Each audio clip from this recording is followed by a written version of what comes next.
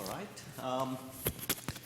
So we'll pick up from where we stopped last lecture.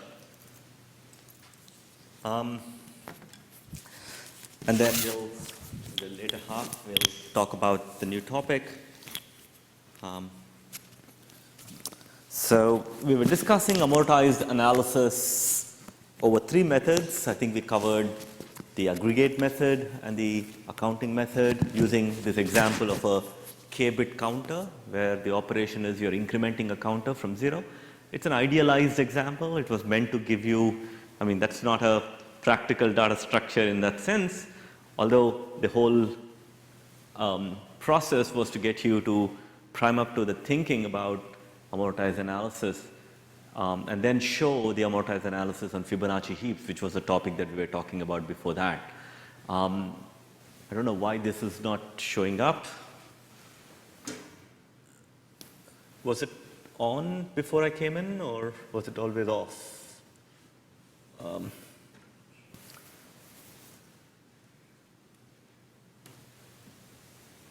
Maybe that could help.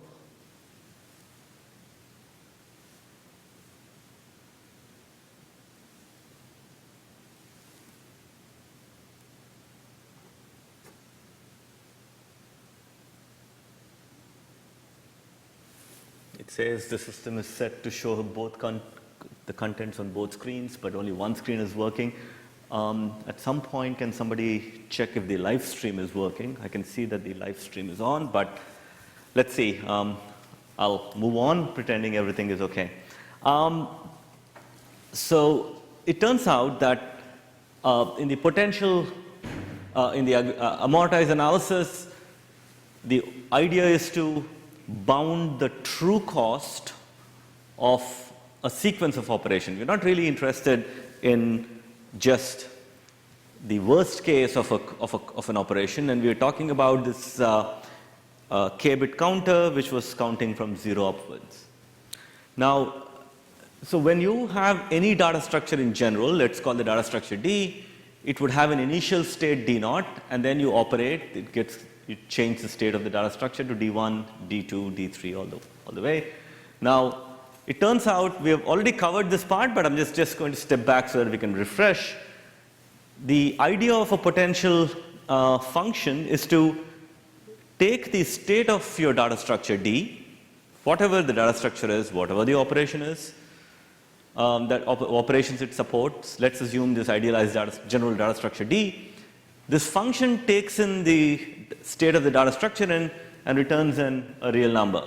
It tells you something, some function of the data structure.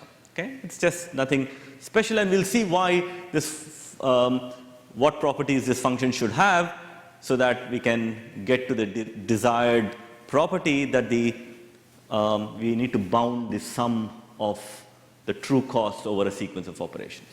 Now, let's call the function phi, the Greek symbol capital Phi. So the statement out here is that the amortized cost of the ith operation, if you're tracking the data structure going from D0, D1, D2 all the way to Dn, n can be any sequence of operations, the amortized cost AI is true cost plus the potential difference, the function difference between the before you applied the ith operation and after you applied the operation. So when you say before you applied the ith operation, it would be the state after I minus 1, right? So phi of I minus 1, whatever the data structure stays, it gives you a real number here, it gives you a real number here, and AI has this relationship. Now, we showed last time that if you track this data structure starting from D0, so I will try and persist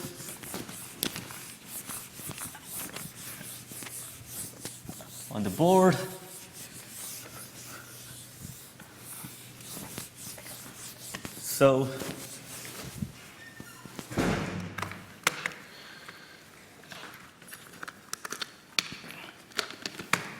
So if you track the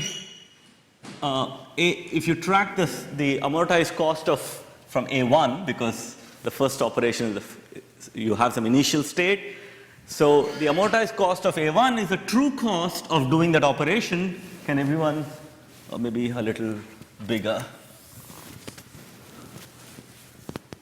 Okay.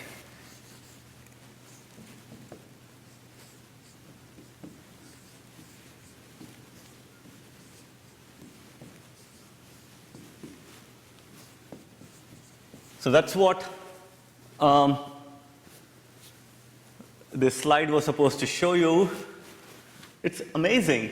I can see the slide behind, but I can't see the slide on this side. So unfortunately, I don't know what else I can do. Why can't I get the slide up? It seems to toggle between the two.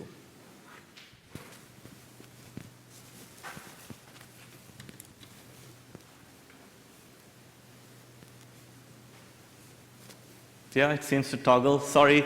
But the idea was you saw the slide that said di minus the phi of di minus 1, di minus phi of di minus 1. That's what I've written for when I equals 1, that should be 1, right? So 1, 1, I is 1, I minus 1 is 0, right? That's what I've done. So A2, in that same sense, would be the true cost of doing the second operation on the data structure. It will have D1, so I minus 1 relationship. It's a potential difference going from 1 to 2. Now, if I did this thinking in its full sequence, I get phi of dn minus phi of dn minus 1, correct?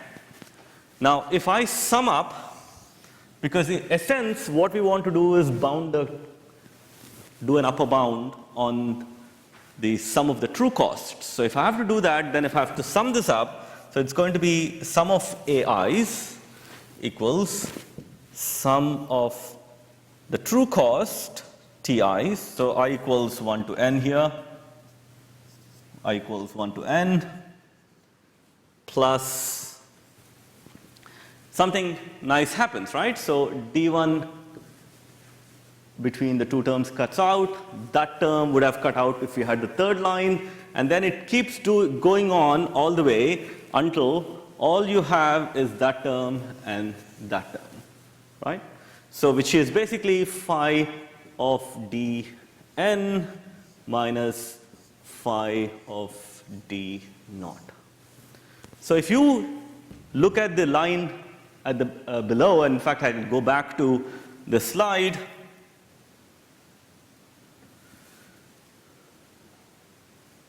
So that's what we had. There was a typo last time which I've managed to fix. There was instead of n, it was an I. I fixed that typo after I realized it when I was talking to this slide last time. So if you have the sum of the true costs, the first term on the left hand side, and there is some number here, phi, a potential difference between the nth state of the data structure after the nth sequence of n operations, whatever this operation should be, versus its initial state. Now, if you can show if you can have a function that ensures that potential difference after any sequence of operation with respect to the initial one is greater than or equal to 0, can you see that the left hand side has to be greater than or equal to right hand side? Because left hand side is equal to the true sum of true cost plus the potential difference between the final minus the initial. Now, if I can show that this potential differentiation from the final minus initial is greater than or equal to 0, then left hand side is greater than or equal to the right hand side, yeah?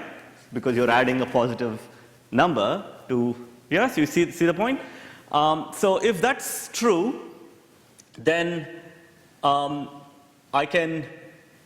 my goal then is to ensure that I come up with, so you have a free hand in selecting this function. A function takes a state of the data structure and returns a real number. The only guideline is that for any n greater than 1, greater than or equal to 0, greater than 0 basically, greater than or equal to 1, dn minus the potential of dn minus potential at d naught should be greater than or equal to 0. It's not the successive. The successive can be more or less. It's the final minus initial that needs to be guaranteed to be greater than or equal to 0 for you to be able to find a bound on the true cost. So it's sort of giving you a way of saying, how can I come up with a function where if you find it hard to characterize what this true cost is, how to track it, how do you actually analyze it, you come up with a function that allows you to put some bounds on them and reason from the function's point of view. And we'll see some examples of that. Now, really the key point is the data structure at the final state minus the initial state, the potential, that difference should be greater than or equal to 0. There's no real, the function can map to practically any real number so long as that is held, but it's always convenient to start with some baseline. So it's always convenient to have a function, it's just convenient to have a function that whose initial, when you have an empty data structure, the function is 0. Because the idea would be that your function is 0, it evaluates 0 when you started with at the initial state, and any sequence you would have a number that is greater than or equal to 0. If you can show that the function at d naught is 0, and for any I that function is greater than or equal to 0, you are in control of that function, and that function can be anything. Okay? So it's not something, well, the function can be anything that reflects the state of the data structure. Maybe it can't be anything, but it should give you something about the data structure. All right, so with that thing, all this slide is saying that the final minus initial is greater than or equal to 0, and you would like to have d naught initial potential at initial set to 0 so that any di, I greater than or equal to 1, or I is the operation. If I is greater than or equal to 1, that means that d1, d2, d3, it has to have a value greater than or equal to 0. The function needs to return a value greater than or equal to 0. Don't confuse the fact that the potential difference between successive terms can be negative or positive. It's only the final minus initial that has to be greater than or equal to 0. And you can think about, if you want to compare this with the accounting method, you can think about the potential difference to be an overcharge, something that you have paid extra that can pay off later if there are expensive operations. Okay? So let's come back to the binary counter, because we had this binary counter as an example and gave 3 points of view. How would you do aggregate analysis? How would you do accounting analysis? Bankers method, mathematicians method originally, bankers method, and now the physicist methods of potential function. So what could be a good potential function? Remember, we need to have, when the counter is 0, it needs to have the function should give me 0, and when the counter is filled out to the max, if it's a k-bit counter, it would have to have 2 to the power of k minus 1 is the largest number that it can store. All ones in k bits would be a number which is 2 to the power of k minus 1. So if you had that counter, then at that stage it needs to any state of the counter going from 0 all the way to 2 to the power of k minus 1 should evaluate to a number that is greater than or equal to 0. Okay, so because initially it is 0. So one good choice, and how do you pick these potential functions is a function of the data structure. You'll have to get some more practice on that. It's not obvious sometimes how would somebody come up with these functions, and we'll give you some guidelines of how I have been thinking about. I'll give you some guidelines about how I've been thinking about how do you come up with good potential functions for various data structures. Okay, so if for this k-bit counter, if you choose the potential function as the number of bits that are 1, number of set bits in the counter, That means that I have, when the counter is 0, no bit is set, phi of d0 is 0, which is good. And as the number of set bits keep increasing, okay, so usually when you increment, we keep incrementing, the number of set bits can become more or less, right? So can you see, let's take a counter which is 7 initially, so you had 3 ones, so number of ones is, number of set bits is 3, and if you increment 1, it becomes 8, it becomes 1. The potential difference can be negative, right? So going from 8 to 7, the potential has, you get a negative value. However, that numbers 3 and 1 are always greater than or equal to 0, which was the initial value. So long as your any number, any state of the data structure evaluates a value greater than the initial state, that's a good good potential function to keep track of. Okay? So it seems to have some properties that we can exploit. So let's take this example. We saw this amortized cost of ith operation, with true cost of ith operation plus the potential difference between the successive terms. And then remember that for any sequence, the left-hand side is bounding the first term on the right-hand side if the potential of that should be n. The typo only got fixed partially.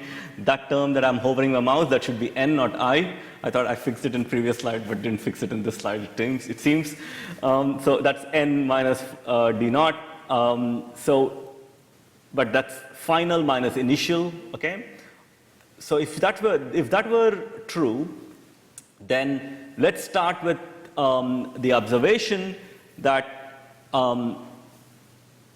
if you start with the potential function, which is the number of set bits, let's ask ourselves, what is the true cost of the ith operation? So when you're going from 7 to 8, the true cost was 3, isn't it? So you're changing every 1 to a 0 before you set a 1 at the 4th position. So you would basically have, I don't know if you can see my board now. Online, can they see the board? Because there's some problem with the setup here. Can they see now?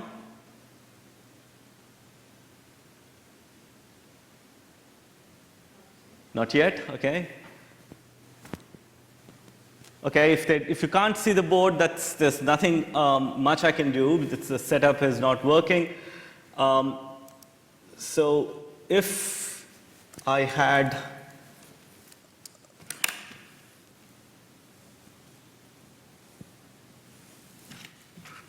can't seem to. It's working now? Okay, good. So you have 0, 1, 2, 3, dot, dot, dot. So there'll be k minus 1. So 0 to k minus 1 is the order of the bits. So if you had ones here, some number of ones, let's say 0, then you're setting that to 0, and then that to 1. That's what will happen when you increment, isn't it? So if you look at, if the run length of number of zeros that you set in the ith operation is Li, the idea would be that, by the way, can you see both the slide as well as the board on online stream? But you can't see in the classroom the slide unless you look behind. So maybe I keep saying all displays, and that's the only way to toggle, it seems. So we said that that was n, and then the true cost is the number of bits that are set plus 1. Why? Because if their number of bits are 3, you have to set them to 0, and then plus 1 is to set the first 0 that you encounter going from the least to high to 1. So that's going to be true cost is L plus 1, Li plus 1. Now, then it's saying that let's track the potential difference, potentials of various terms. So let's take about what's the potential going to doing the ith increment. So you were in some state di minus 1. The counter was in some state of di minus 1, and then you incremented. So what would have happened in the increment? What could have happened? There'll be some number of ones that are the Li ones, the number of ones in the ith operation, L sub I. Those are changed to a 0, that means that the number of ones have decreased, isn't it? Number of ones where previously those ones have now changed to a 0. So number of ones, the potential for that number of ones has changed down. But potentially you have the first 0 that goes back to 1. So if you look at the potential function of state di, is whatever state it was in di minus 1 minus Li, the ones that changed to a 0, and the new one that you basically became. So if there were 3, here it's 3 for going from 7 to 8. There are 3 ones that became 0, and then there's a new one that came. So 3 minus 1 is 2. There's basically the potential difference would be 2 bits, right? In two positions, there would be the number of ones would have been decreased by 2. Understand what I mean? That's because it's 3. All the previous ones have become 0. We were tracking them, so they're already minus 3. But then there is a new one that came in the current state, so that's going to be whatever state minus 1. So that's what you have in this term.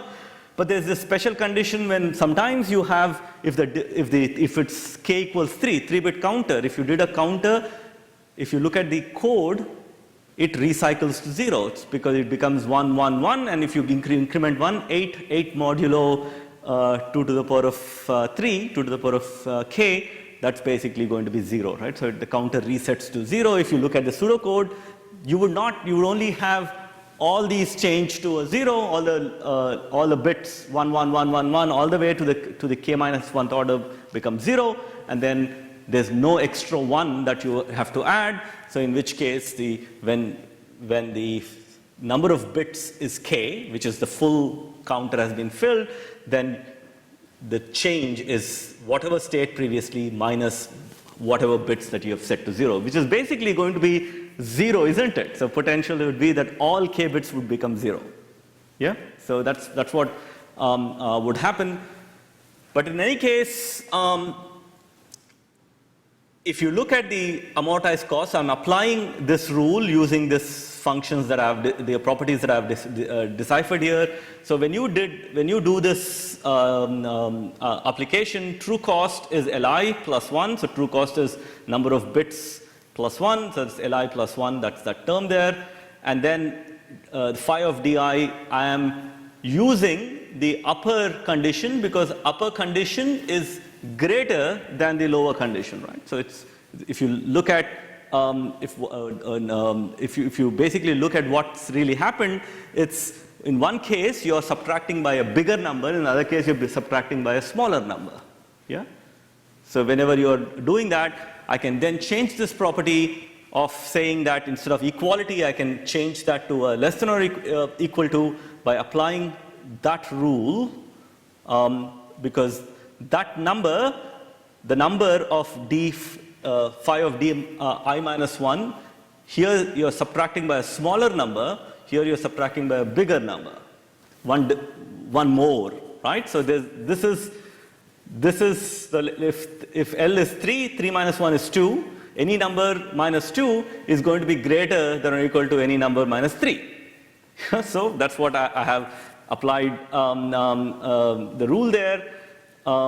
So essentially, that equality has been changed to that term where I've applied that rule instead of phi of di. I've applied that. Can you see my mouse there? I can't seem to write on the screen either.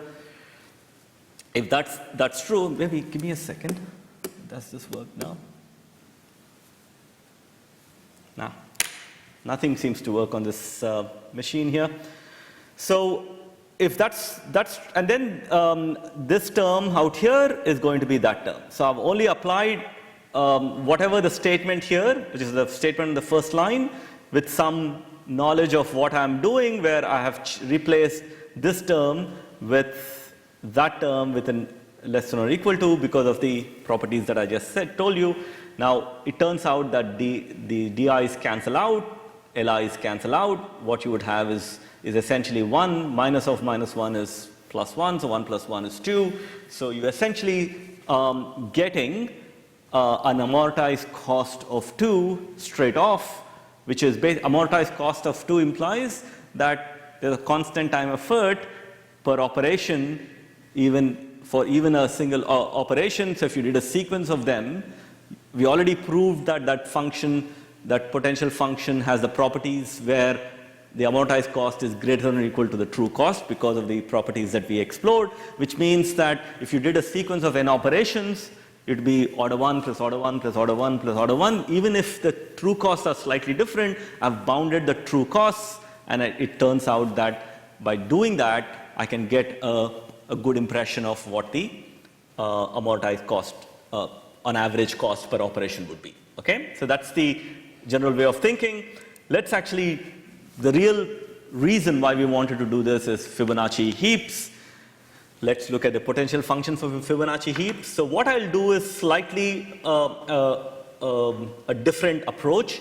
I'll give you the potential function first, and then we'll reason why the potential function is correct. Because remember, the potential function should have certain properties where the initial state should be 0. In the final state, it should basically have a value that is essentially greater than or equal to the initial state. So let's basically take the potential function as given.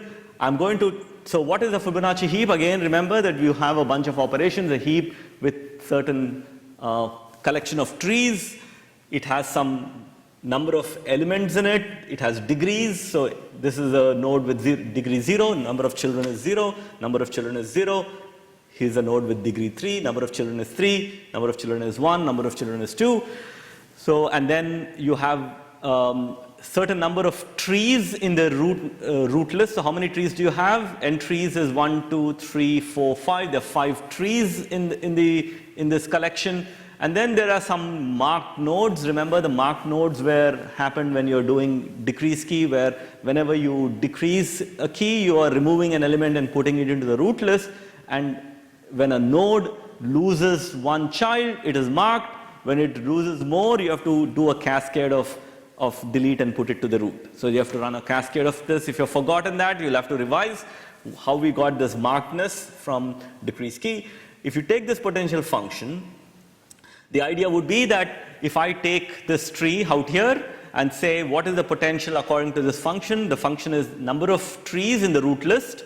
In this case, it's 5 plus 2 times number of marked elements. I'll tell you how people pull up this from their hats, this function.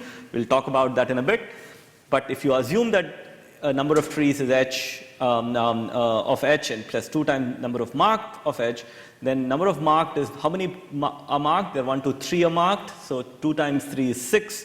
So 5 plus 6 is 11. The potential of this function is 11. Do you understand how you can give any state of the Fibonacci heaps and then come up with a real number, okay? A number that you map to it. When it's empty, what's the number of trees? Is 0. Number of marked is 0. So it's a potential function in the initial state is 0, okay? And clearly, the number of trees is going to be greater than or equal to 0 in general. And number of marked is going to be greater than or equal to 0. So that function will always be positive for any state. Do you see that the guidelines have been met? But I haven't told you how did I divine this thing yet, okay? So we'll talk about that at the very end. We'll just assume that this is the potential function and see what insights it will give for various operations.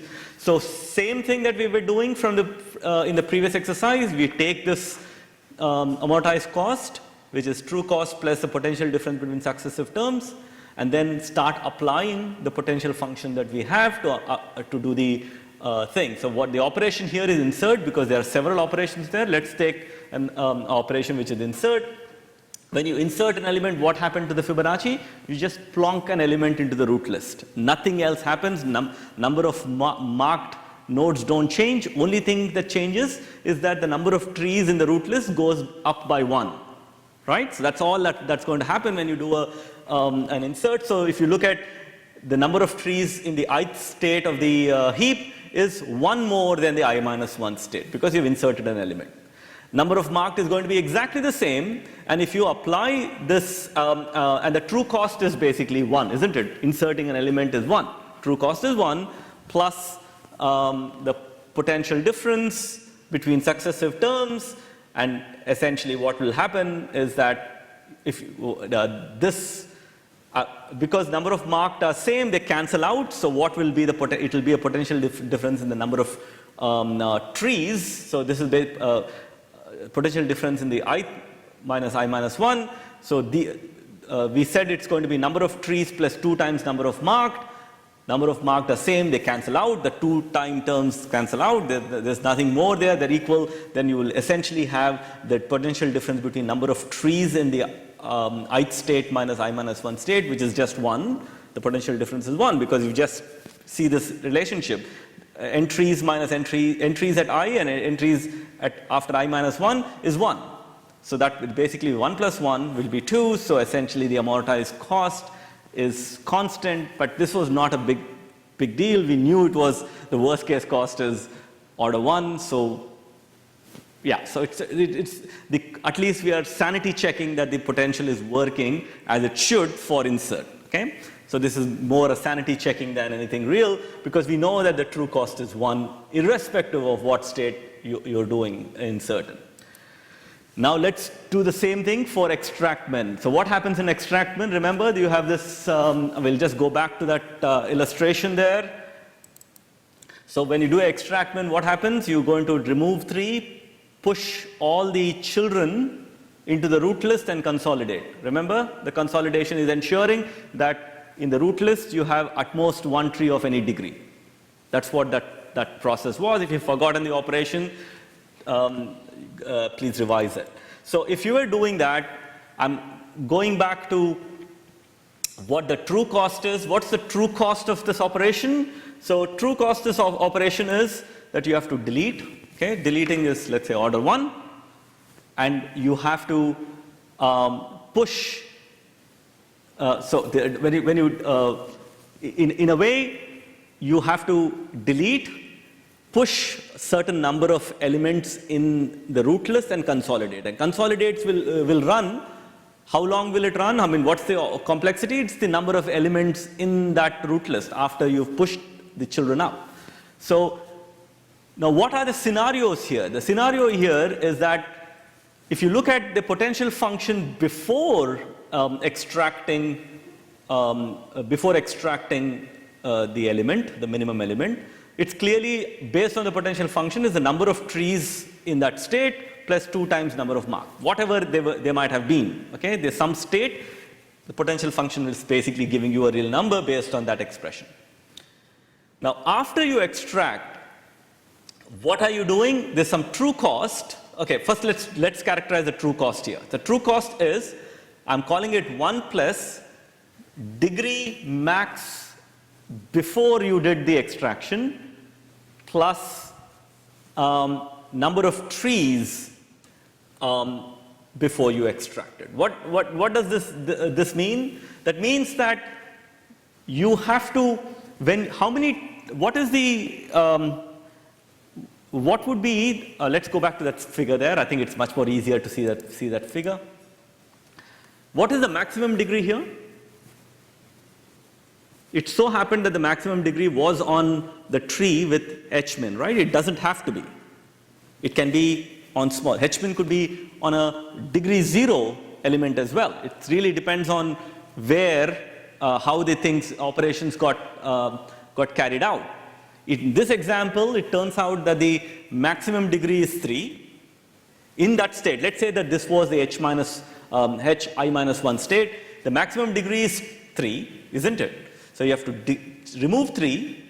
Maximum degree is 3. So they're essentially, you would have, why do I care about the maximum degree of that state? It's because in the worst case, it's those number of elements that go into the root list. Because all the children get promoted to the root list. So how many children get promoted to the root list? The degree of the extractment node, whatever node that you're extracting. Here, the extractment node is 3. It has 3 children, so 3 will go out. If it were, let's say that this was 1, this 23 was 1, how many children would have been promoted? 0. If this were 1, if 17 were 1, how many children would have been promoted? 1. Why? Because the number of children is 1.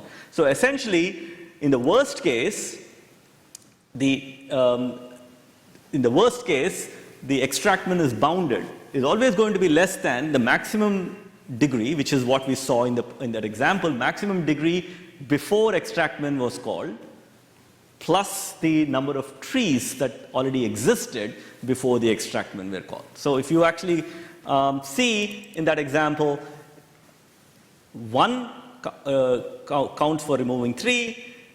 The number of trees were 1, 2, 3, 4, 5 before, and then now you're going to add 3 more trees to it once you extracted 3. So the true cost of performing the ith operation would be to extract 3, push the children up, which is basically bounded by the degree max of that heap, and the number of elements in the root list. So essentially, that's what this statement is saying. And then potential difference, well, let's talk about potential at I-1 before the difference, that's a potential function. If you extract it, it's basically going to be the same thing, except for I-1 you have an I, but then when you extract something, would you change the number of marked nodes?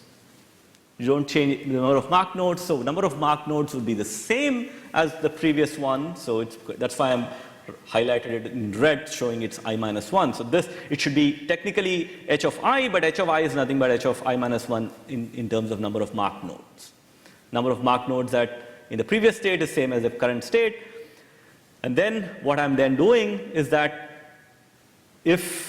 what is the number of trees after you've done the extract min, whatever the maximum degree, the number of trees after you've done is essentially you would have, so what would be, once you run a consolidate, isn't it true that at most 1 tree of any degree exists after you run the consolidate? So there would be some maximum degree, and in the worst case, you'll have a 0 tree, 1 tree, 1 degree, 0 tree, degree 1 tree, degree 2 tree, all the way to degree max of that state. Which means that the total number of trees in the maximum would be the highest degree plus 1, because you're counting from 0. Okay, initially I forgot thinking about it, I forgot that plus 1 until a tutor picked it up. So it's 0, 1, 2, 3. You're counting from 0. You see what I'm trying to say? When you extract min, you can at most have 1 tree of any degree. At most implies it's 0 or 1. In the worst case, you have 1 of each. If you have 1 of each, you have 1 of 0, 1 of 1, 1 of 2, 1 of 3, all the way to the maximum. So that's basically what you're going to have out here. And if you do these potential functions and then do the arithmetic, I'll let you do this arithmetic quietly. The things cancel out, and what you will end up getting is a term. So I'm just going to jump to, if you apply those potential functions into that rule there, AI equals true cost plus the potential difference between successive terms, some terms cancel out, and you get this second last line out here. I'll just jump here. Now there is a simple leap. So there's 1 degree max of after the ith state, degree max before the ith operation extract min was performed, that is after the I-1 state. Now how do I reconcile between the two? Well, the fact that you can essentially say that I can bound it using, because of the property that you can say that d max of hi is going to be greater than or equal to d of max of the degree max of hi-1. I'm just going to make the inequality di-1 because this term is going to be greater than this term. I can make it twice that and then still make the thing work, make the inequality work. So this is all I've done is I substituted I-1 with I in that term, and I still can preserve this inequality. So I get this bound here. Now this bound is no longer constant. Remember we said what is the cost of this extract min? Extract min is seen to be a function of the degree max of hi when you're doing the consolidation. And what is the bound on the degree? And this is a part which I think it's a non-examinable proof. That's where the Fibonacci bound. If you want to discuss it with me at some point in consultation, feel free to come and discuss. I'll go through the proof, but it's not examinable. I kind of, I think Taylor's material for that week will tell you that the bound is, there is a bound on the degree, which is log n to the base phi. Phi is the golden ratio, not the potential function capital Phi, but the small phi function, which is golden ratio, where the Fibonacci-ness comes. So that's why you could say, because this is bounded by log n, which is the size of the heap, then you can show that this bound is that. So in the same vein, in the same way of thinking, in decrease key, I'm just going through some operations. We've done insert, we have done extractment. Now with the decrease key operation, what's the true cost of a decrease key? We start, we decrease, there'll be some number of nodes that you're promoting to the root level. How many nodes do you promote is a function of how many marked nodes you already have. Let's say that you are decreasing an element, and what are the scenarios? Nothing gets promoted. When would that happen? Decreasing doesn't change the heap order. Okay, decreasing a key of something doesn't change the heap order. You've just decreased it, nothing more to do, everyone's happy. Now, once you decrease it, but it changed the parent, and now it should meant to be a min heap, but the parent is now greater than the child after decreasing. Then you cut the child, promote it to the parent, to the left of the h min. Remember, that's what we did in decrease key. And then you mark that element if it was the parent element if it's unmarked. But what if the parent was marked previously? Well, you cut it again, put it on the top, and then you say, well, mark its parent, the grandparent now of the original. Then, but again, two scenarios. If it is not marked, you stop. If it's marked, you cut again, and this process goes as a function of number of marked nodes. And every time you're pushing nodes into the root list which are marked, you unmark it. So when you're cutting it back, you recycle the process of the node getting a fresh life. It now starts at the root. So if you keep track of the operations there, then you will see that the total true cost of the operation is essentially a function of the series of marked nodes in that branch going to the root. Whatever, while you're going from an element towards the root of that tree, there'll be some number of marked nodes which are out there. If the parent is unmarked, there's nothing more to do. If the parent is marked, then the series of marked nodes that you would have will decide the true cost. So if that's true, potential before the ith decrease key would have been this, using the potential function. Potential after is this. Now what I have then done is I'm using so now question is, how would the number of trees change? If you are doing a cascade of cuts, there were m marked nodes in that when you decrease key. Let's assume that we'll take some variable m, which is the number of marked nodes. So all those marked nodes would have gone to the root, root list, isn't it? So and if you essentially did these m cascading cuts, including the one that you have decreased. So rather than see it as number of marked, see it as number of items that have been moved to the root list as m. If that's what you are tracking, then whatever state you were previously, plus m got added into the root list because you are doing m cascade cuts, including the decrease key. So the m can be 0 or 1 or 2 depending on how many things you've moved up, okay? Depending on a true cost. You don't have to worry about that. If you're thinking about it generally, if you have m elements that moved up, the number of trees increased by m. So that's going to be number of trees at hi is number of trees of hi minus 1 plus m, okay? Now, what about the number of marked nodes? Number of marked nodes is that what are you doing? You're potentially moving a bunch of elements that were previously marked, now which you unmarked. Okay, previously marked elements are now unmarked because they went to the root. And then you stop this process at some point. When you stop the process, the parent was unmarked and you mark it. That's what the cascade stops when the parent is unmarked or you've reached the root, one of those two things. If you keep doing it, you don't have to cut the root element or mark the root element. So you have to, so the number of marked elements is whatever things that were marked previously. So number of marked at I minus 1 minus m. So those things previously that were marked have been unmarked. And what is this plus 1? The plus 1 is that potentially one of the parent, if it's not the root element, was previously unmarked, gets marked again.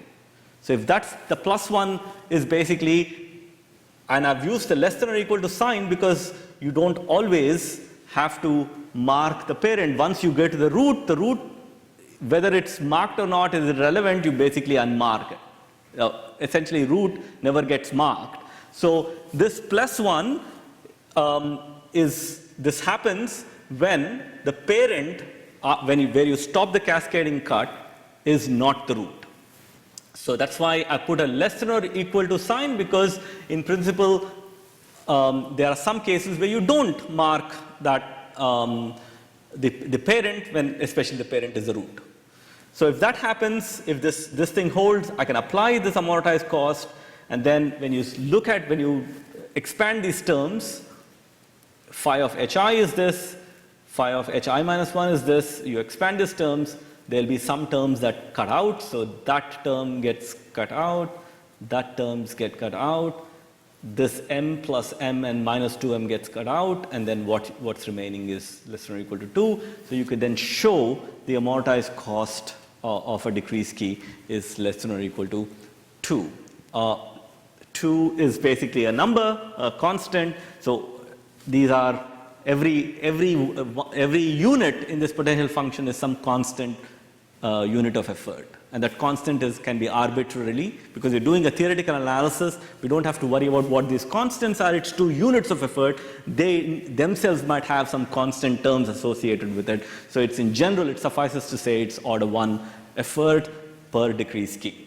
And if you're doing a sequence of, and this is the important property of Fibonacci heaps, it's a constant time decrease key property, not the traditional heaps don't give you, but binary heap decrease key is not constant, right? It's not amortized constant. It's going to be log n. So what's the intuition behind this number of trees plus 2 times number of marked nodes? Well, the intuition is quite simple. So whenever you come up with we already said that we need a potential function where initial state should be 0 and the final state should be greater than or equal to 0. The initial state is preferred to be 0. The final state, no matter how long the sequence of operations, should have a potential that is greater than or equal to 0. And we need to come up with a potential function that kind of includes some properties of the data structure you're handling. So previously we saw a potential function for k-bit counter to be the number of set bits, number of bits that were 1 out there, and we reasoned why that has those properties that we just articulated. But out here, what are the broad strokes? In broad stroke, what are the key ingredients of Fibonacci tree data structure? It has some number of elements in the root list, and there's some number of the changes, the evolution happens in the number of trees in the root list and the number of marked nodes as going from one state to another. So those are 2 obvious properties to pay attention to, okay? And then say, okay, now let's come up with some function which is what's the easiest function that you can write? A linear function which is a linear combination of some constant time the number of trees plus some constant time the number of marked nodes. So that's the function that you can start with. We don't know what lambda 1 and lambda 2 are, and then let's do the same analysis of decrease key without using, so we used lambda 1 equals 1 and lambda 2 equals 2 in that potential function, right? So how did we get those constants?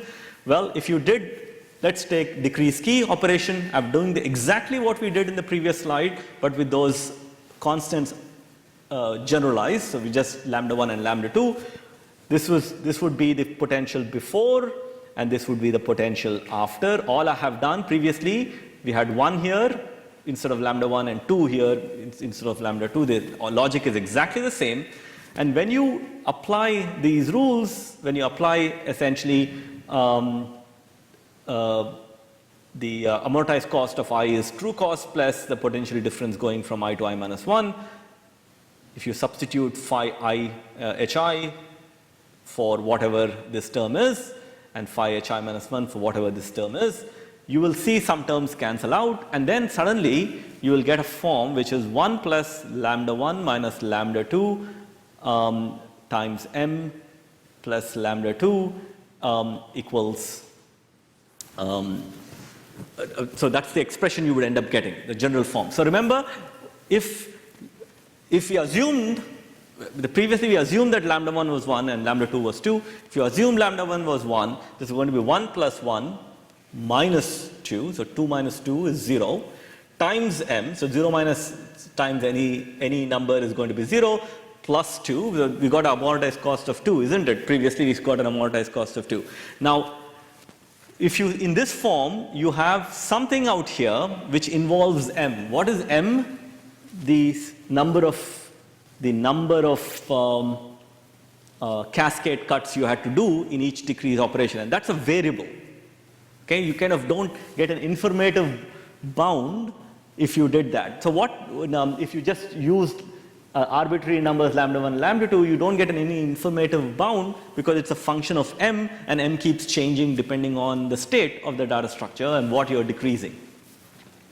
So what you could do, well, how do I make m go away? If I'm coming up with a potential function, I want to make inconvenience terms go away, provided the potential function has the same properties where the initial is 0 and any state is greater than or equal to 0. So that's what my key fixed points are. So to make that 0, I have to make this term 0. So that means that 1 plus lambda 1 minus lambda 2 should be 0. So one of the ways I can make that 0 is to just choose, look at the function there. If I have freedom to choose lambda 1 and lambda 2, choosing lambda 1 as 1 and choosing lambda 2 as 2 allows me to make that term become 0, right? So it's an obvious integer value. There's no magic there. You could have chosen any potential values to it. It would have disappeared away. It would have been, so long as you're making sure it bounds. Now, does that bound? So if you choose lambda 1 equals 1 and lambda 2 equals 2, does that bound the true cost? So what would be the true cost? So remember, the true cost is, let's actually go back. So I'm putting that slide where that formula is available. It's not relevant to Fibonacci heaps, this slide, but look at this where I'm hovering the mouse. That's the sum of amortized cost, sum of true costs. Now question is, what would be the potential if you chose lambda 1 equals 1 for the number of trees and lambda 2 equals 2 for the number of marked nodes, the constant for the marked nodes? When you have no elements, it will be 0 plus 0, which is the phi of d naught is going to be 0. That's clear. Now, would the phi of any potential of any state of the Fibonacci heap would be greater than or equal to 0 if I chose lambda 1 equals 1 and lambda 2 equals 2? I chose them specifically to make sure that the inconvenient terms become 0, but the question is, would that for any state of the Fibonacci heap, lambda 1, which is 1 times number of trees is going to be greater than or equal to 0. Number of marked elements would be greater than or equal to 0. So essentially, no matter what state you are in, you will 1 plus number of trees plus 1 times number of trees plus 2 times number of marked nodes will always evaluate as will give you a value that is greater than or equal to 0. So that's a viable potential function where the amortized cost will be bounding the true cost, because this difference is going to be greater than or equal to 0.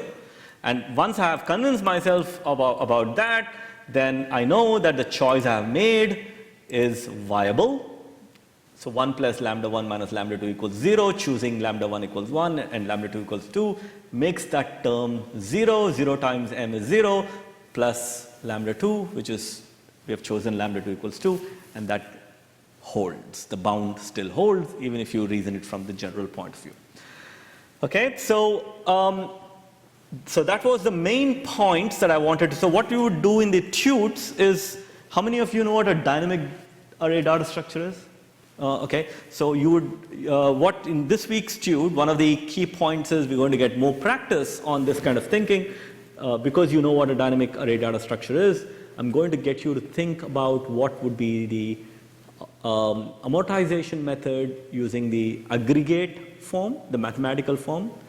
So, and you would want to do that for the dynamic data structure, dynamic array data structure, then do it for the accounting part and do it for the potential form. And you will have to think about what would be using this general potential functions for, especially for the potential function, if you want to get more practice, you will have to think about what would be the potential function.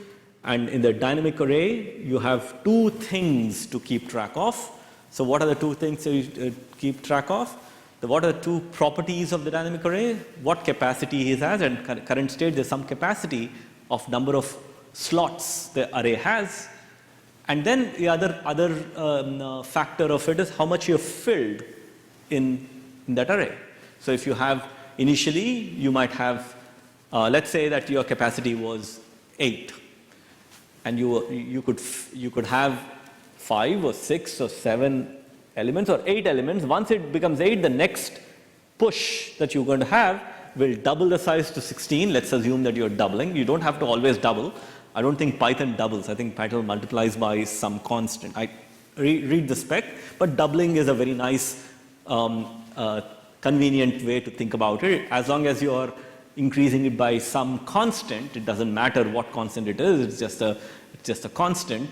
So constant multiplier. If it's 1.7, it'll be 1.7 to the power of n. If it's 2, doubling, 2 to the power of n. So that's what you're basically going to do as you keep multiplying by those constants. So you want to reason the potential function from the point of view of the capacity, how many elements can it store, and the number of elements you filled in currently. Because you could be filling, you could still have some capacity left while you're filling something. Right? The two things that, and when you double anything, when you increase the size in the dynamic array, you increase when you reach the capacity.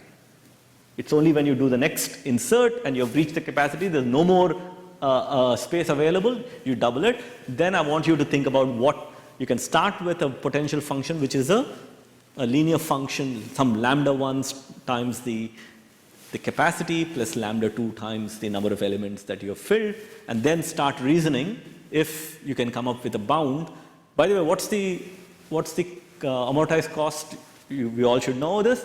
What's the amortized cost of pushing an element in a dynamic array?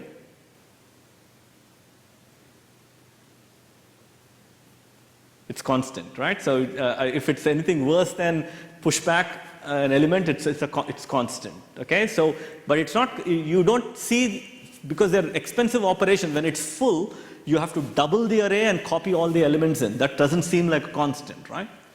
The worst case is not a constant. So the question is, how do you reason that while you're doing a sequence of operations, it's constant? Okay, with that thing, I think we have finished the thinking about amortized complexities. So we'll now talk about B-tree data structures.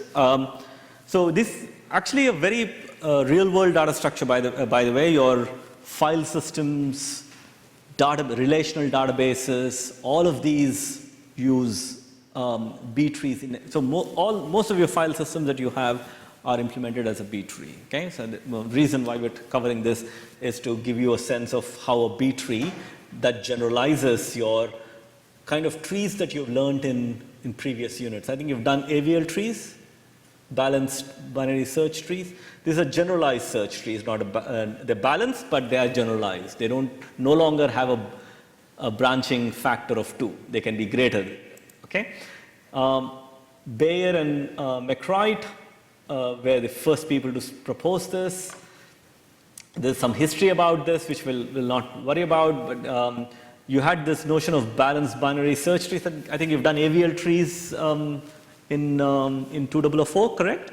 So, and you essentially have a much more stricter property than a heap, where you have the relationship between the parent and the children are much more stricter, because Heap only said the parent has to be less than or equal to the children. It doesn't give you an order between the children, but search trees really impose the order in the children as well. So in this case, for a non-empty binary search tree, you left subtree has elements that is less than or equal to the root, and the right is greater than to the root.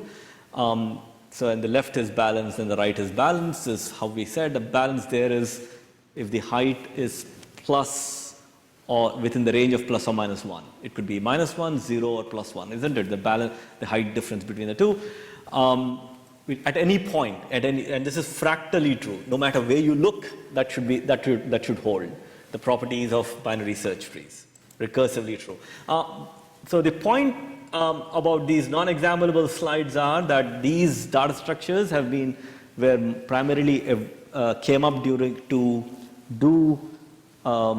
to index things that cannot be stored in memory because they're too much to hold in memory. They're out of core data structures. I mean, they're meant to be stored on disks. So your relational databases are huge things that are stored on disks rather than in memory. You can't have in corporate setting all of the enterprise setting to have all of them in memory.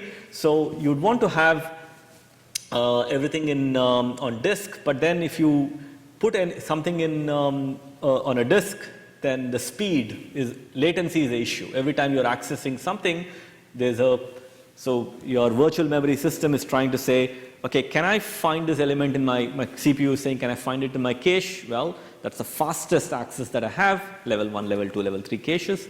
And then if it's not there, it's a cache miss. It looks in the main memory. In the main memory, if it's there, well, okay, fine. It takes some amount of time, some amount of cycles to do that. It's although 10 or to 100 times slower than finding it in a cache, when a cache miss is not cheap. But still, it's doable. If it's 100 clock cycles for a 3 billion clock cycle computer is nothing. But then once you go to the disk, and if they are mechanical disks, even worse, you would essentially have, I didn't find it in the memory, find it in the disk. If you find it in the disk, it's called a page fault. When a page fault happens, you're spending hundreds of thousands of clock cycles to page up memory. So what you have to do is, your data structure should be designed to avoid page faults. The number of page faults, not avoid, to minimize the number of page faults. If you have a binary tree, every time you are doing a pointer dereference, you would be page faulting. So you would basically go left, go right, it's a pointer, right? So it's a go left, go to the pointer. It'll be that pointer would be some part in the disk. And that's a page fault, page fault. Every time you do these things, it's going to be a page fault. So the question is, how do you design a data structure that is general enough to be able to, that has a certain, that can do everything that you want to do with the search data structure, but tries to minimize on the page faults, have fewer page faults. Okay, so that's the background. I gave some latency about it. I read through why disk reading is latent, non-example slides, but it's a tree data structure, and it's dynamic in the sense that you want to maintain this data structure under insert, delete, and not just searching it, but also inserts and deletions, right? So you want to make sure it's changing. It's a dynamic data structure, and then you can't keep everything in memory, but you want to put it on the disk. So it's not optimal to store this in memory. So it's on disk, and they're generalizations. They're multi-way, not two-way data structures, binary, and these variants are widely used. Operating systems use it. Relational databases use it. So that's mainly the reason why we want to learn about these things.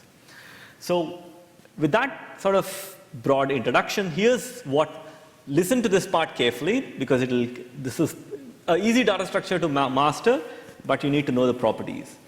So it's a balanced search tree. In fact, it's a balanced search tree where all elements are at the same depth from the root. Okay, it's balanced, it's multi-way, it's not binary, no longer binary. Each node no longer has two children, it has multiple children out of it. And it's balanced in the sense that all leaves are at the same depth from the root. Okay, that's important. I think one of the properties will come up. It's for secondary storage, for large databases and file systems. So properties are, it's a rooted tree, so it has a root. an arbitrary node will have certain number of keys, and because if you had a binary, you have one key and two left and right, isn't it? If you generalize this thinking, you will have some number of keys and you will have a left and right for each key. Now if you look at key 1 has T1 as the left and T2 as the right. If you look at key 2, T2 is the left, T3 is the right. If you look at K3, T3 is the left, T4 is the right. If you look at Kn, Tn is the left, Tn plus 1 is the right. Can you see that? So if you have n elements in a node, in the keys, how many trees do you have? N plus 1, isn't it? Because you have every element has a left and a right, which means that if you have n elements in the node, you will have n plus 1 children. Okay? The children is always one more than the number of keys. Will you remember this? Children is always one more than the number of keys, yeah, number of elements in the root. Now, by the way, you store these keys as an array. Okay? You don't store it in some linkless way because we want to avoid pointer dereferencing. The idea is that if you manage each node to be proportional to the page size of your computer, when you access that node, you have the key information available in one access because reading happens in page chunks, page-wise chunks. So when you implement this, make sure that K1 to Kn is sequentially stored, meaning sequentially in the sense that sequential in memory. It's an array. It's a list. Okay?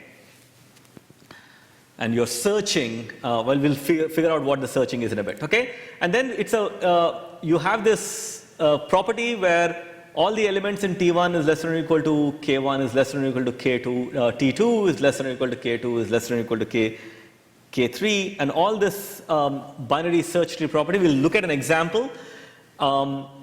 This point is saying that if you have n elements, you have n plus 1 pointers. That's what we said. Number of children is going to be one more than number of elements.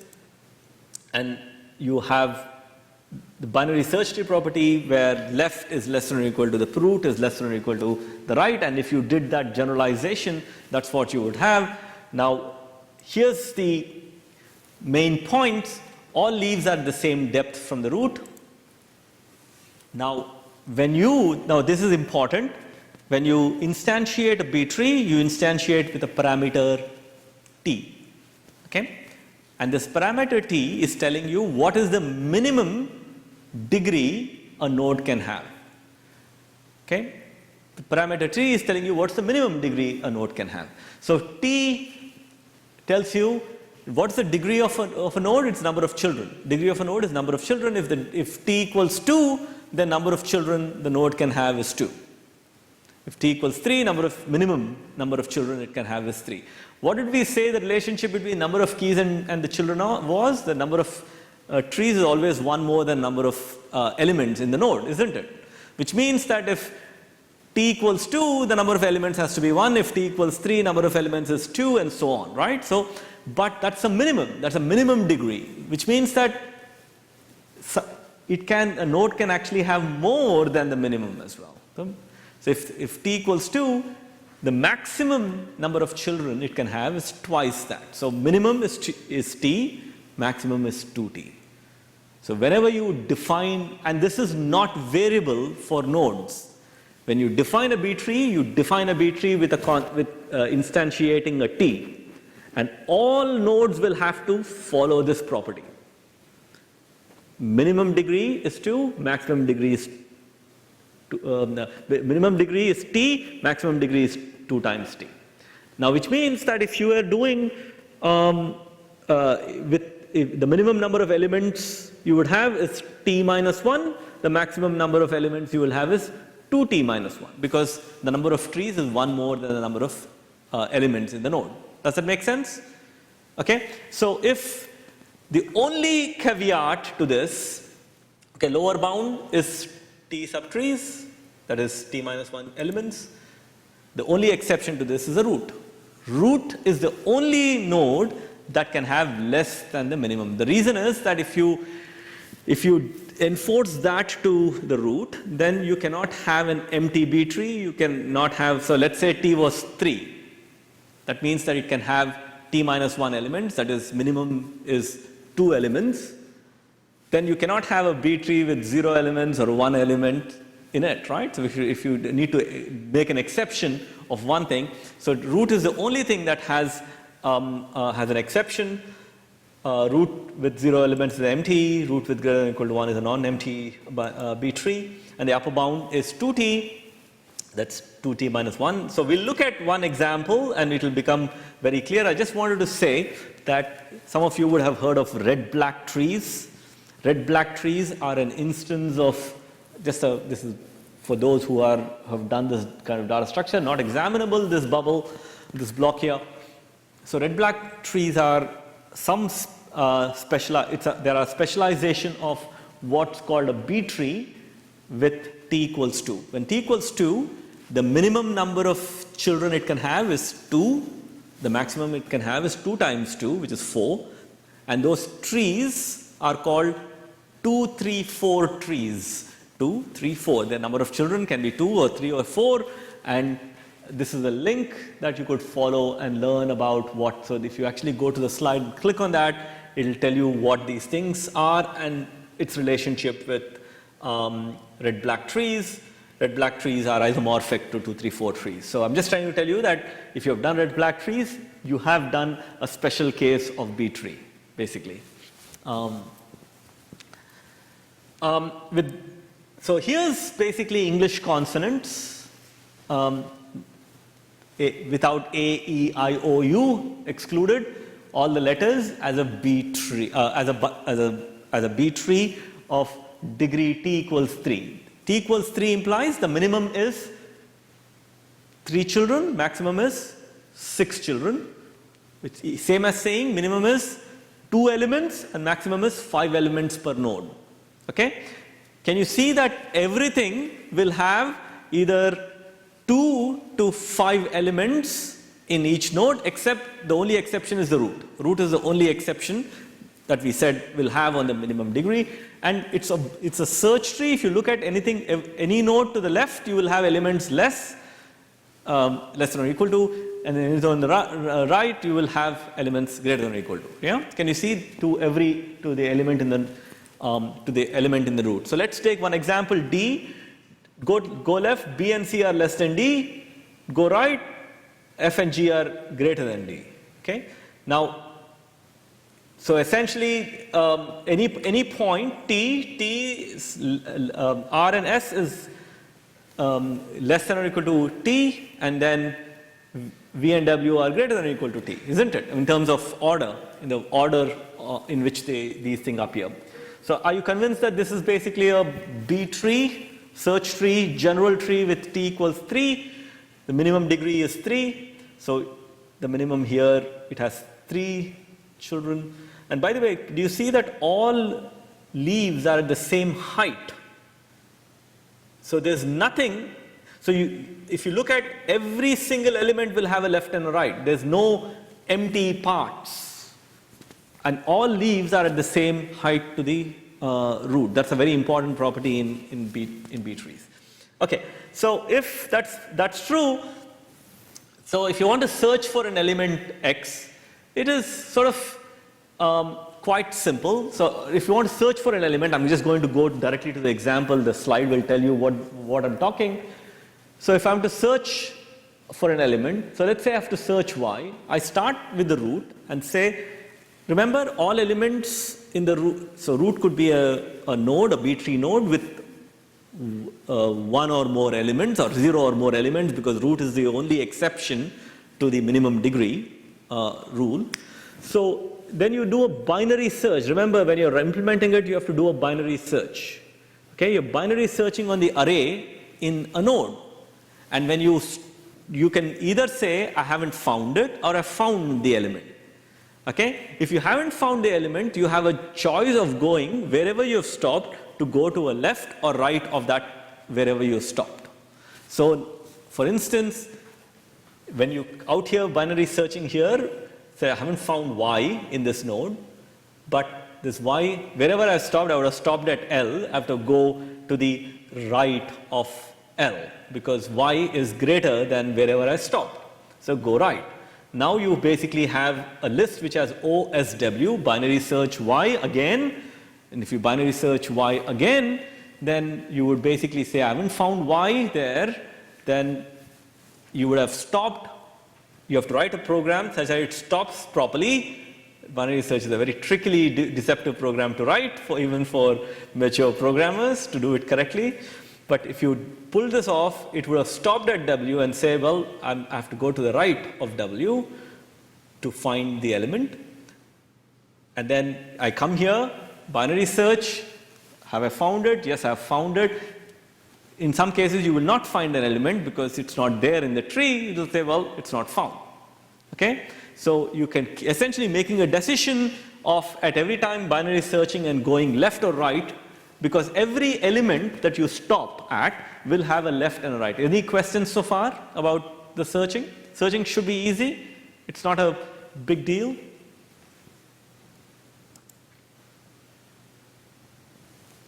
We'll figure out the complexity in a bit. Now, inserting, like the general AVL trees, you'd want to always insert at a leaf position. The binary search tree, that's true as well, isn't it? You always have to insert at the leaf in a leaf. All inserts happen at the leaf. In fact, all deletions happen at a leaf as well. We'll see how the insertion and deletions happen at the leaf.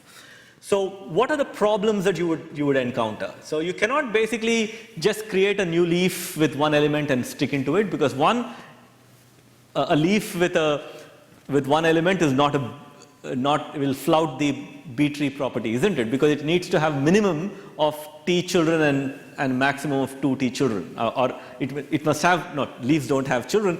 The property is that, which translates to it has minimum of t minus 1 elements and a maximum of 2 t minus 1 elements, right? So you cannot just put one element leaf and stick it into the B tree. That's not going to work.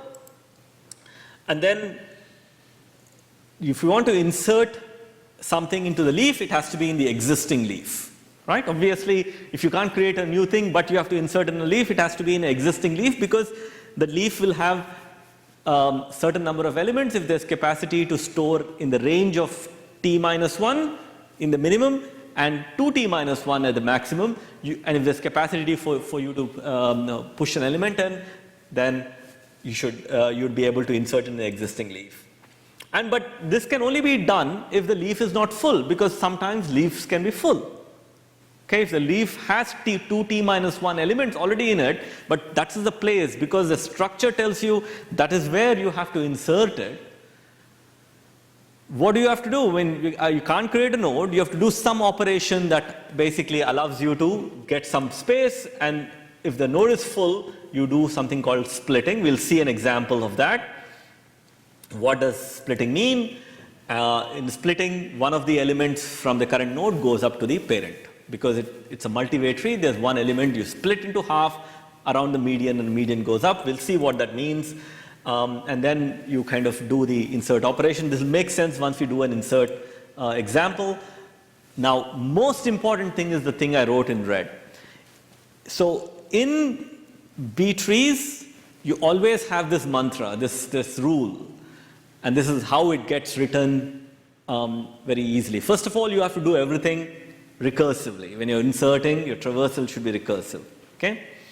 So you don't have to iterate over a tree, you recurse over a tree, isn't it? I mean, it's a natural way for tree data structures which have such nice structural properties to use recursion to do that.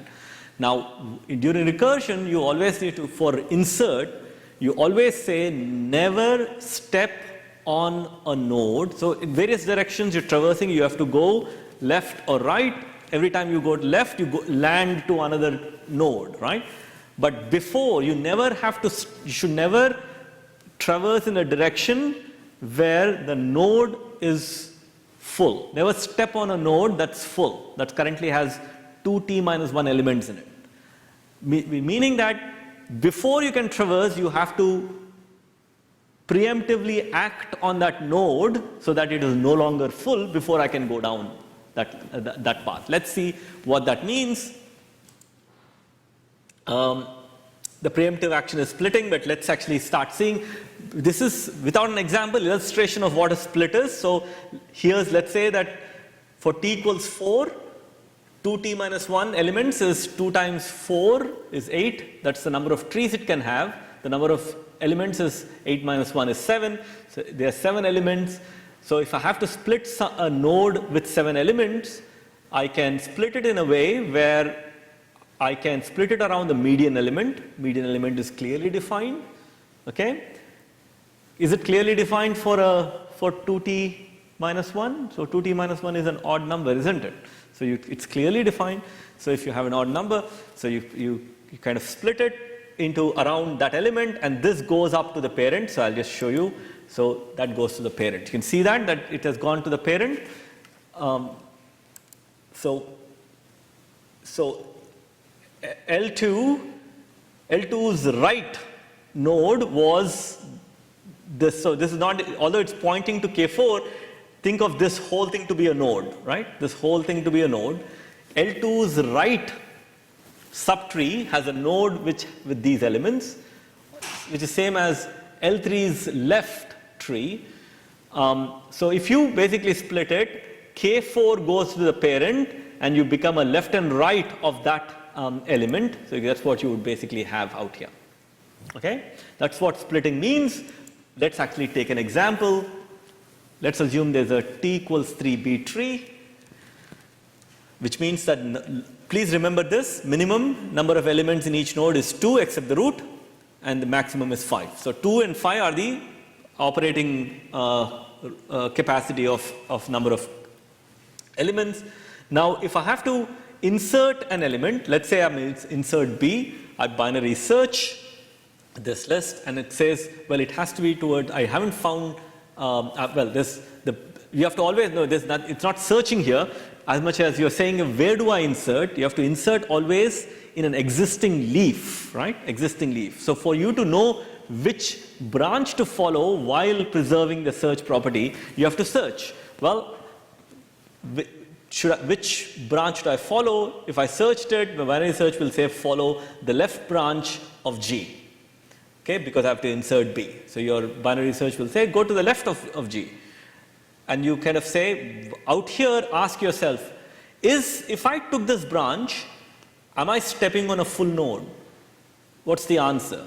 If I took the left branch from G, am I stepping on a full node? Is this node full? The answer is no, because the number of full is when the number of elements is 5. But there are only 4 elements in it, which means that I can traverse. Remember, the rule is never step on a node that is full, but the node here is not full, so I can step here and then say, is this a leaf node? If the answer is no, binary search and go to the appropriate branch. But if the answer is yes, now you are at a node which is, because you have stepped on it, you have come to the leaf which is always not full. When it's full, we have to do some operation. Okay? We took a case where I was able to go down to the left of G because the node was not full and it happened to be a leaf. The fact that I'm on the leaf implies that the node is not full, otherwise I wouldn't have stepped on it. Okay? Now, out here I can simply go and insert an element B, and the issue is over. Okay? Insert is over. Now let's try more inserts. Let's say I want to insert Q. So which direction should I go? Starting from the root. So, by the way, is the root never step on the node that is full? Is root full right now? Full is 5, okay? Remember this. Full is 5 and bare minimum is 2. 2 elements. Yeah, t equals 3, isn't it? Yeah. T minus 1 is 2 elements and maximum is 2t minus 1, which is 5. Now tell me, is the root full? No, so I can step on it without doing any action. Now I say, which direction do I have to go to insert Q? Well, I have to go to the right of P, isn't it? I have to go to the right of P. okay, which is same as saying left of x. It doesn't matter if it's how you set up your binary search. You can either set it up to terminate as a right of P or to the left of F, because they're both pointing to the same tree. Okay? So now, can I step down to this node? It is full. Okay? If it's full, then you have to split. So if I have to split, that I can't step down here. That's what it's saying. Cannot step here, as a node has maximum number of elements. So your control is still here. You have to split this node before you step. So if you have to split it, you have to get the median element out and push it to the parent level. The fact that you are at the parent, wherever you're standing, it has a capacity to absorb one element. Why? Because it was not full. Because if it were full, you wouldn't have stepped on it. You think about, see the recursive thinking there? So it's always recursive, where you would want to essentially make sure that your position you're standing is not full, which means that if it's not full, what does that statement mean mathematically? The statement means mathematically that there are less than 2t minus 1 elements. If it's less than 2t minus 1 element, what's the worst case? It's 2t minus 2, which means that even if I add one element, it will be 2t minus 2 plus 1, which will be 2t minus 1, which is still safe, right? You cannot flout that minimum maximum capacity. Now, once you are there, you can go and do a recursive insert. Remember, this whole process is recursive. Every time you're there, can I go down to a level? Well, no. Well, if you can't go down, split. And then once you split, you say, okay, now insert from the subtree, the root of the subtree. And at some point you would get, if the current node is leaf, the fact that if the current node is leaf implies that the current node is not full, which means that it has a capacity to put in one element, because you always have to insert in an existing leaf element. If the leaf were full, it would have split before you went down to the leaf. Okay? That's what recursive thinking will allow you to do. So insert L. So L is going to be to the left of, so you can actually, which is going to be L of left of M, isn't it? So if you kind of go there, oh, sorry, I just wanted to say, you can't just directly go there. I'm sleeping, my mind's sleeping. So if you're insert L, you have to insert L. Root, look at the number of elements in the root. It is 5 elements in the root, right? So can you step on the root directly? No, you can't. So you have to, before you even go there, you have to say, well, I can't step here, which means that I have to split it. When I have to split it, that's what happens. Can you see that there are certain inserts where the height of the tree goes up by 1 because you're splitting the root. Okay? So that can, just note this, that the opposite of it in delete, the height can go down by 1. Okay? So you split, goes that, and then if you have out here, then you insert L. L can go down into, there's no hindrance now when you recursively insert P, go left, recursively insert in the tree rooted at GM, and you keep going down. At some point you come to the leaf, recursively insert at JK, and then that's where you're going to insert it. By the way, when you insert something, you have to insert it in a certain, in order, right? So we have to preserve the search tree property. Okay, so if you had that, insert F, so clearly I can step on the root, I have to go left, I can step on the left root of the left subtree, I have to go, can I go left still? I have to still go left if I have to insert F. That's full, so you have to split this node. So I can't step on this node, so I have to first split here. If I split, that's what's going to happen. Now my control is still here, then you have to go towards the right of C, when whatever moved up, and there you go, you kind of insert. So it's basically the same thinking over and over again. Okay, there's nothing more. Remember, never step on the node that's full, do the recursive insert, and insert in an existing leaf. That's all the spec is for a insert in a B tree. Is that clear? Okay, now let's do the opposite of that operation, which is delete. Now, delete, you always delete in, by the way, when you're writing B trees, the most difficult part for you will be the delete, not insert, not search. And the reason is that you're doing it for the first time, but if you think about the guidelines I set out, do a recursive delete, don't ever do a delete which is iterative. Set it up that it's always recursive. What do I mean by recursive? Recursive implies that whenever you're deleting something, you're traversing left or right, you are calling that whatever you want to delete from the subtree, the root of the subtree. So first you start saying delete from root, and then every time it becomes a delete of subtrees until it becomes a single node. Okay? So delete always happens on a leaf. Okay? You have to delete happens only at a leaf. Now, that's a bizarre statement, because if I have to delete an element, the element can be anywhere in the tree. How can I always delete at the leaf? Okay, that's a question that one would have. Well, what you're essentially doing is transform the problem into delete at the leaf problem. Any scenario, what are the scenarios? If the element you have to delete is in the leaf, well, it's delete at a leaf. What's the other scenario? It is in the internal node, you have to somehow transform it into delete at a leaf problem. Okay? So does that guideline make sense to you? We'll see what it means. How do I transform that into a delete at the leaf problem? So you're always deleting at the leaf. Now, what is remember what we did with insert? We never step on the node that is full.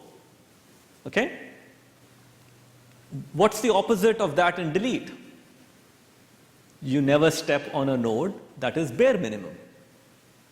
Why? Because if you did something with full, then you have to go back and do an adjustment to when you are inserting. But the opposite of that is when you're deleting. If you're already on on a leaf that is minimum, then you'll have to borrow elements from the top to sort of make sure that it doesn't go below if I have to delete something that is minimum, it will go below minimum, isn't it? That will flouting the property of a B tree. So how do I sort of come out of that is what we are going to do. So we're going to handle this in 3 cases. Case 1 is the easiest case where the delete actually happens. So in fact, the 3 cases are all changing the problem into a delete at a leaf case. Okay?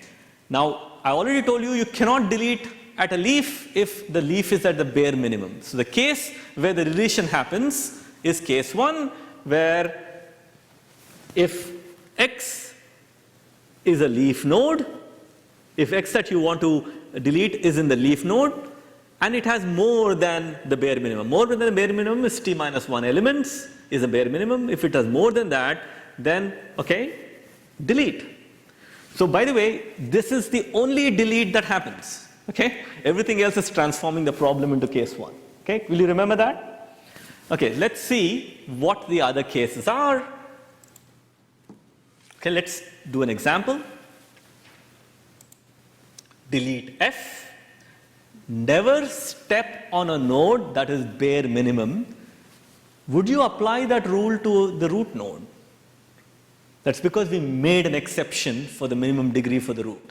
Okay? So root is exempted out of that. So the minimum is 2 and maximum is 5. So 2, although root is less than 2, you're allowed to stand on the root. Yeah?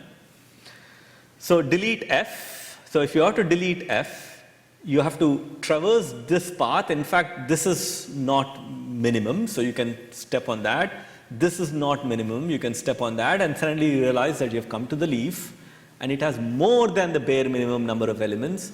Go and delete it, and that is trivial. In fact, every problem is going to change into this form now. Okay, now case 2, now we have to delete m. Okay, so if I have to delete m, m is, where is m? M is in the part of the internal node. So you start from here, it's not, you can stand on the root even if it's below the bare minimum and say, okay, I have to go in the left of the element p in the root, and you come to this thing, and then you realize that, hey, the element that I have to delete is in my internal node. So then you have to handle this in 3 scenarios. Okay, they appear as if difficult, but they're trivial to actually execute. They're trivial to understand what we are trying to do. What are 3 scenarios here? The first scenario is that the element that you want to delete. Okay, so if X is in the internal node, the first scenario is if the left child node of X has at least T elements. Okay, let's go up. We are right now, we are out here. If the left child node of the element that you have to delete, which is M is what you're deleting, isn't it? What's the left child node of M? It's a subtree rooted at JKL. It turns out that that subtree is a leaf. Okay? But at that stage, when you are reckoning this, you don't know how many levels down, right? You have not yet traversed down. So there would be a subtree which is to the left of it. So that's basically JKL. If that left subchild has, if that tree, so that's a tree. Imagine this to be a tree. Okay? If that left subchild rooted, the root of that subtree, if it has more than the bare minimum number of elements, minimum is 2. More than bare minimum is 1 more than that. So T minus 1 plus 1 is T. If it has more than the bare minimum, it has at least T elements, then I'll go back to the next slide. So if the left subchild of X has at least T elements, that is more than the bare minimum, find the in-order predecessor of X, the in-order predecessor in a tree, in the tree that you are to search. What is the in-order predecessor in the tree, in the left, rooted at the left child? That in-ordered predecessor is used to replace X with that in-order predecessor. Okay, we'll come back to that. We'll see what that means in a bit. And then once you replace it, you're replacing X with, you're just replacing X with W. You're not swapping. It's not a swap. It is replacing. So X has been replaced with the in-order predecessor. But there's already an in-order predecessor there because it's already there. Now you have to recursively delete that element. Okay? Because that deletion would be, the in-order predecessor will be at the leaf element. Now let's go back to that slide there. Now, irrespective, here this subtree, the left had T elements, so more than bare minimum. Bare minimum is 2. It has 3 elements, so you are allowed to be here.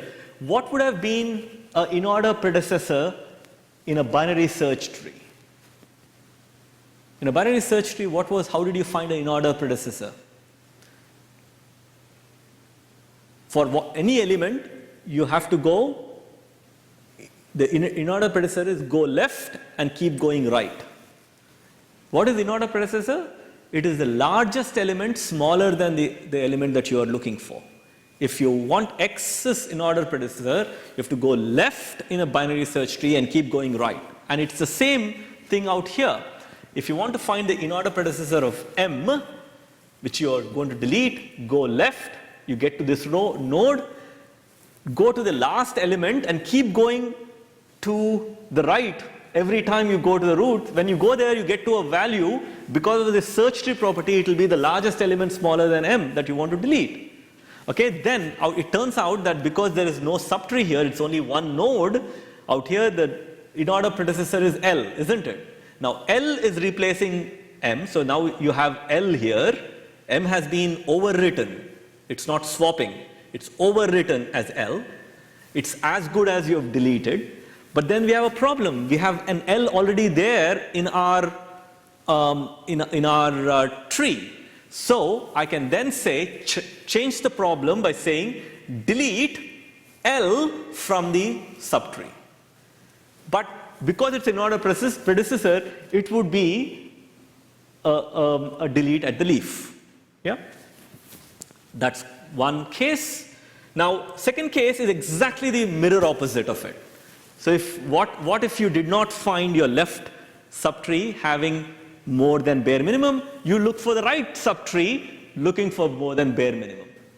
Which means that what is the opposite of an in-order predecessor? It is an in-order successor. What is the smallest element greater than the element that you want to delete? So for that you have to go right and keep going left. In-order predecessor, left, keep following right. In-order successor, right, keep going left. And then you do the same process. Okay? So I'm not going to give an example for the second case because it is mirroring exactly what we have done. Okay? The third case is, damn, if both my children, that internal node, if both the case had a scenario where both were bare minimum. So left was t minus 1, right was t minus 1, and I have to delete an element x whose left and right are t minus 1. Then what do we do in insert? We split. What's the opposite of split? It is merge, right? So if you pushed an element up, you can pull an element down. Now, is it possible for me to give out an element from the element that from the place that I'm standing? Remember, in delete, you never step on a node that is bare minimum, which means that it has at least t elements. So if it pushes down one element below, it will still be a valid B3 node, which will be t minus 1 elements. It has given off one node. Now you have more than minimum. You can go down and do a recursive delete. Okay, so there are three possibilities. Let's actually look at some examples. So in order predecessor, we've already seen case 2a is L. You replace this M with L and call delete L from that subtree. Okay, that's what we said. We already covered that point. And case and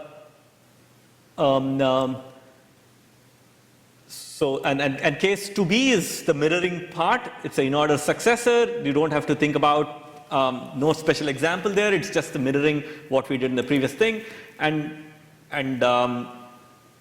if you actually look at the third case, now here's a case where you want to delete G. G is the internal node. By the way, this case 2 is only when it's internal node. You're transforming it into a case 1 problem, okay?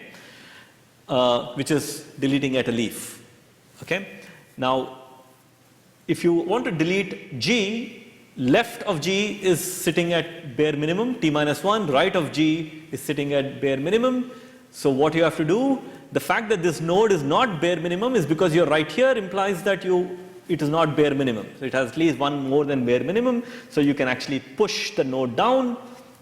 Once you push the node down, you can then say, once you've pushed the merge, is an opposite of split, you merged it. From there, you can say go down. Now you can keep doing this recursively. None of this thinking is iterative. You can just push it and then, okay, delete with on the root of the subtree where you're traversing. At some point you come to the leaf and then you do a case 1 delete. So essentially that's what happens. Now in all this thinking, we forgot one thing. Okay, none of this told you what happens if the root, what happens if you're stuck.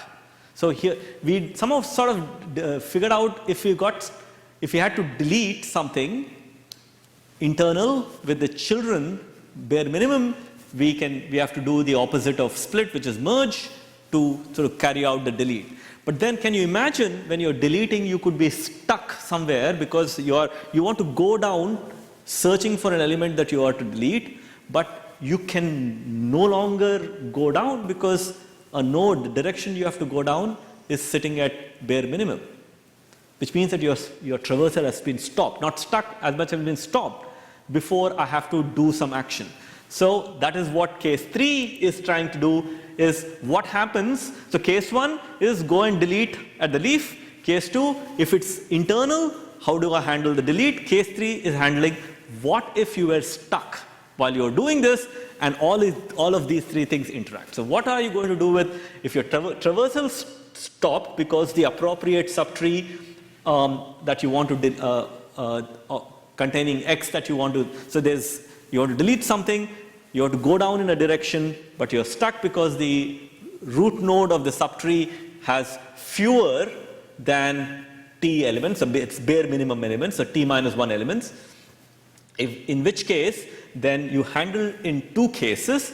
I will not read this, I'll show you the example and then come back to this and we'll read this. It's easier to do the example first.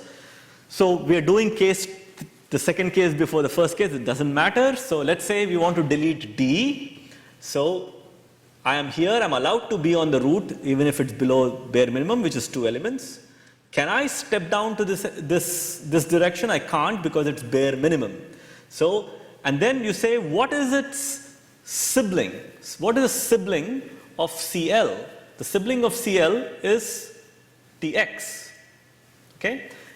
The idea is, if the sibling has an extra element, case 3a allows you to rotate an element in.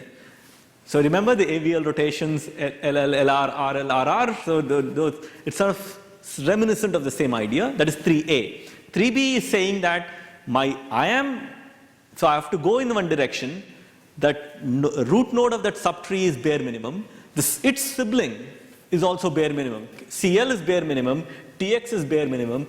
The only way you can proceed is by merging, doing an opposite of splitting. So if you want to merge it, this is where the height of the tree comes down, right? So not for every merge if it happens at the root. If the root is basically kind of, if you see the merging can happen that way. So 3B is basically doing the merging, which is an easy case. Now let's actually go and delete after recursively, because it's all a recursive delete. Now 3A is what we're going to look at. Now let's say that if we have to now traverse and delete B, so we are out here, can I step on the root? Of course, you can step on the root and delete because root is exempt from any sort of minimum. So you are at the root. Can I traverse? I have to delete B. I have to traverse to the left of C to traverse to delete B. But I can't come here because my root of the subtree, left subtree, is bare minimum. Okay. By the way, this happens to be the leaf here, but it could have been a tree. Okay. So think about this in general. So I can't come here. So once I'm stuck here. I'm looking at the sibling. Does sibling have more than bare minimum? Sibling had 3 elements. So how do I rotate it? Anybody? How do I rotate this? How do I make this contain 3 and this contain 2? Anybody wants to give a try? No, but you have to get some element, so you have to rotate that way. And you have to maintain the binary search tree, the search tree property, basically. You can't move A up trivially. So moving A up will not help. E, you said? Okay. So good. You want to move E up and then what? C down. Brilliant. So if you did E up and C down, if E goes up and C comes down, you're rotating E to the parent and the element that, so you're looking at a left and right child of an element. Siblings are with respect to an element, and then you can't go down to the left, so you're rotating in one direction to get the siblings extra element in. You could also rotate the other way if you were to go to the right, but the left has more number of elements. Now, one point is, if E had a child, let's assume that all of these have one more layer below it. If E had a child, what happens to the child? Left child of E.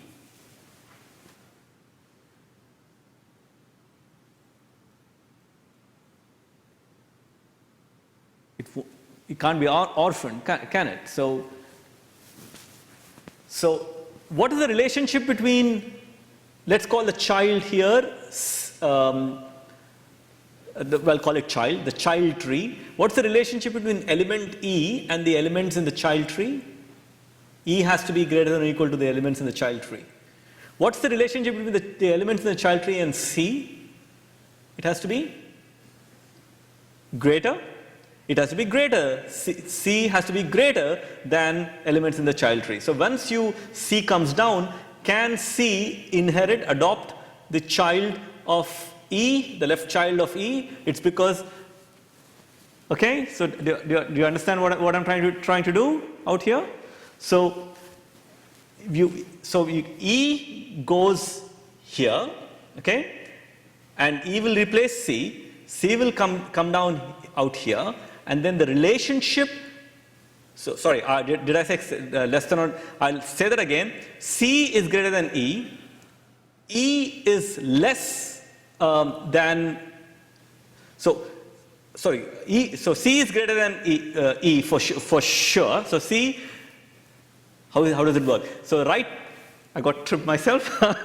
The right of C has to be greater than C, isn't it?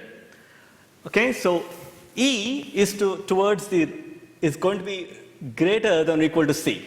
That's for sure. The child of E has to be less than equal to E. Okay? So what would be the relationship between the children of left child of E and C?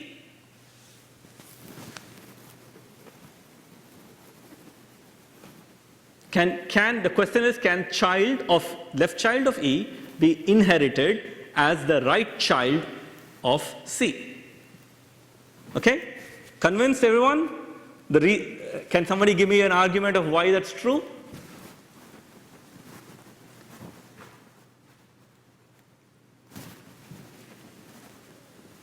Draw out a relationship between, what is the relationship between the children of E, left children of E are less than E. Okay? E is greater than C. Can the left child of E be inherited, you can, by C as a right child once you rotate it, and still preserve the order? The order is E will be at the top.